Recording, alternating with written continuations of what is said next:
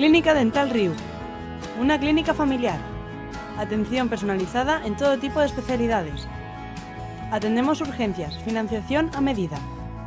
Ven a conocernos, estamos en la Plaza de las Palmeras, justo enfrente del Ayuntamiento.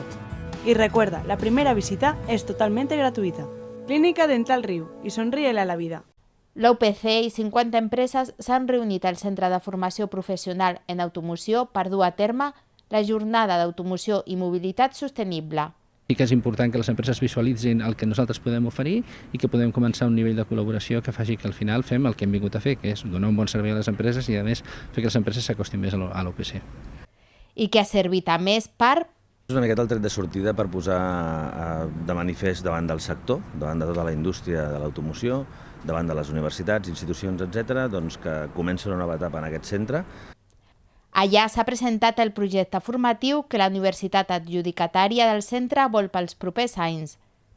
L'alcalde Xavier Fonollosa ha mostrat el seu optimisme i ha valorat el nou camí que començarà ara. Doncs això el que ha de fer és consolidar Martorell com la capital de l'automoció de tot el país. I que veurà la llum a partir del mes de setembre. Doncs d'entrada començant amb la formació contínua, que és la demanda més gran que tenen al món de les empreses, és a dir, formar els treballadors que ja hi ha amb tots els canvis que està patint el sector, que són canvis importantíssims. Penseu que passem dels motors de combustió als motors electrificats. Posant en relleu un dels requisits que més demanen ara des de les empreses. Que és la formació reglada amb graus, amb mòduls formatius, que es farà en forma dual i per tant doncs, els nois i noies que entrin aquí doncs, tindran un contacte amb el món empresarial. I amb unes dades molt positives per iniciar el món laboral a totes les edats. Entre el 80 i 85% dels alumnes que entren acaben amb feina i això per mi és molt important perquè són feines industrials, consolidades i ben remunerades. Daniel Crespo, rector de la UPC, ha explicat que faran a partir del setembre.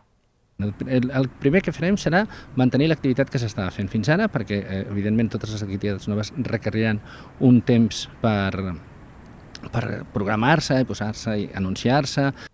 I la capacitat que tindrà el centre. El tema de capacitat és molt curiós, perquè clar, si es miren els números, diu, en aquest centre poden entrar 12.000 persones a l'any. Això és un número molt gran, però clar, hem d'entendre que no és el mateix concepte que quan tu tens un curs de formació professional. El curs de formació professional tens una persona durant tot el curs. En canvi, quan fas formació contínua, potser vindrà per fer un curs que durarà una setmana o durarà un mes.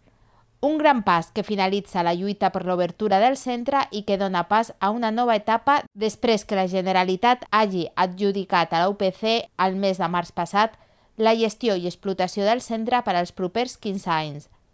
S'espera que els cursos comencin a partir del proper mes de desembre i al setembre de 2023 la formació professional.